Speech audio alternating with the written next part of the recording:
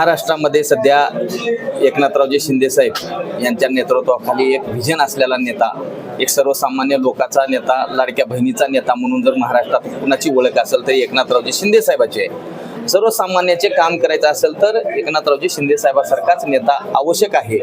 आम्हाला आमच्या भागातील विकास जर करायचा असेल तर शिंदेसाहेबाची गरज आहे, सत्तेची गरज आहे. त्या हेतून आम्ही सर्वसामान्य लोकांच्या कामाला सर्वसामान्यातल्या नेता सोबत राहायचं. आणि मला महाराष्ट्राचा उपसभापती एकनाथरावजी शिंदेसाहेबांनी केले. मला काय असं वेगळं विचार किंवा वेगळे संबंध नाहीत. तर पूर्वीच्या शिवसेनेने मी परत गेलो. बरं, तुम्हाला पक्ष प्रवेश आता तुम्ही जो केला याला उशीर झाला असं वाटत? उशीर झाला असं वाटत नाही, वाटतं उशीर झालं पण